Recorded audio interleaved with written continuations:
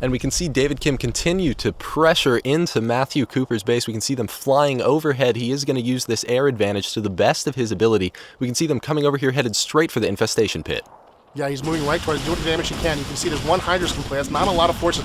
Oh, some infested Terrans being laid down by the Infestor. These guys are not that effective in combat, but they do have a rifle that can shoot air, and that's what the Zerg player needs desperately right now. He needs some anti-air. So he uses those infested Terrans as a soft counter to kind of get some forces into play. And here comes some Zerglings and Roaches trying to move out onto the map. They encounter the Banshees. They can't do anything against those Banshees, so they're forced to burrow and hide underground. Oh, and here comes some Nighthawks into play, using these new caster units, these new drone units for the Terrans. He's going to be able to use these to cast a variety of different spells against the Zerg. He's going to be able to create auto turrets anywhere he wants. He's going to be able to use a new ability called Hunter Seeker Missile, which moves very, very slowly, but does a lot of damage if you don't run for it. And you can see the Banshees and the Nighthawks are sort of dancing around in front here, trying to see what kind of advantage they can get over this planet. Oh, there's some Banelings take out a whole bunch of Marines as these Marines try to move up to reinforce their air units. Now we can see from the back door we do have David Kim moving in a couple of Marauders, a few more Marines, and those Nighthawks are coming back into play. That means that Infestor's probably going to go down in just a few seconds because those Nighthawks are detectors. They can see that Infestor burrow down so the ground. that's a lot of control lost for the Zerg player there. Now he does not have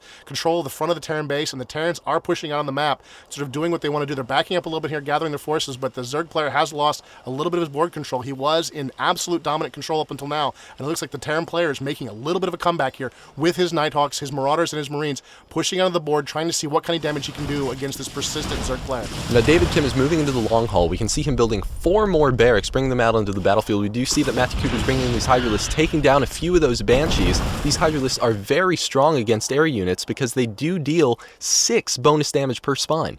Yeah, they're very, very dangerous, and that's the threat he doesn't want to deal with right now. So he managed to drop one Banshee. Oh, and here's a battle moving in against the Terran player. There's a lot of Zerglings and a lot of Roaches moving in, and you can see the Hunter Seekers moving against the Hydras. Oh, tons and tons of damage against those Hydras as the Nighthawks back up, trying to avoid the worst of the damage. And it looks like the Terran player is going to lose this battle. They did a lot of damage to those Zerg forces in the fight.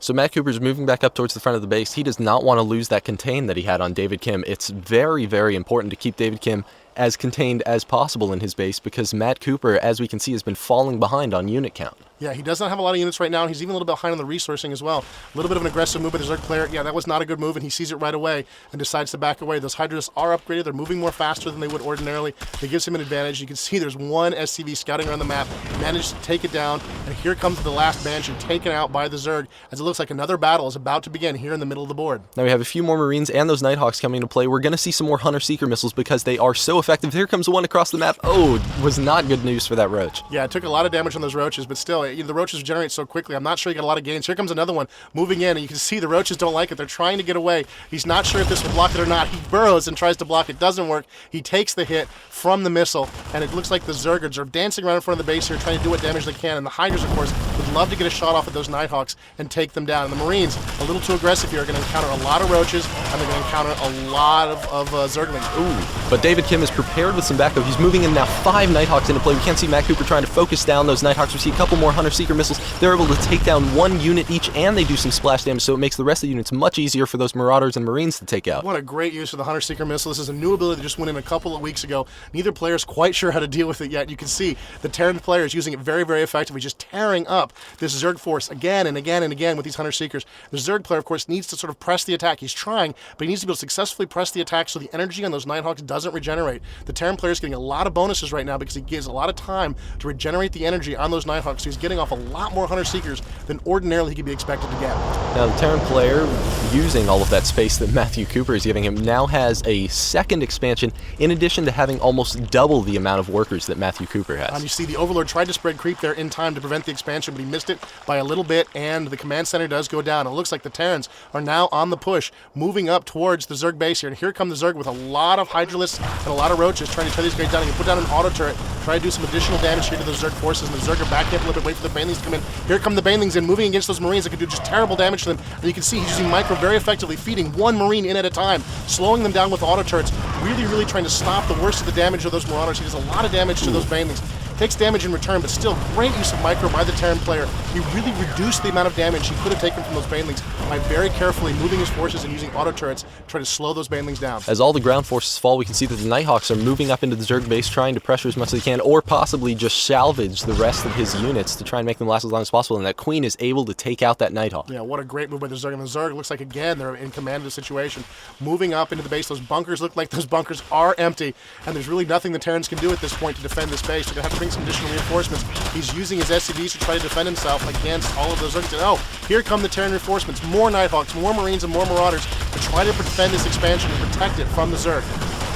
Those Hydralisks and those Zerglings are just no match for this force. We see a ton of Nighthawks, we see some Marauders, we see some Marines come in. Those Marines do have their combat shield research, which means that now instead of having only 45 HP, they have 55 HP. This is huge against Hydralisks and Zerglings. Yeah, it's a huge, huge advantage for the Terran players. It really gives the Marine a lot of additional use in the late game to get that upgrade, and you can see the Terran players are back in control against all odds. He's got his Marines, he's got his Marauders, he's got his Nighthawks, he can detect burrowed units with his force, he can deal with just about any threat. Ooh, there are some banelings trying to morph, but he morphed them a little too far to the front, and they're taking damage before they get a chance to come out in the battlefield. You can see they've all been taken out by those Marauders and those Marines, and the Terrans are pressing into the Zerg base. The Zerg player's backing up, trying to sort of buy himself some time to see what he can do to avoid the worst of this attack, trying to give time for his base defenses to tear up that Terran force. Matt Cooper's trying to use his Hydralisks, his Roaches, his Spine Crawlers to defend his base, but it looks like it's just no match with that combined Nighthawk backup for those Marines and Marauders. We have him moving in. It's looking like Matt Cooper's getting backed up into the corner. Is there anything that he can do to stop this situation?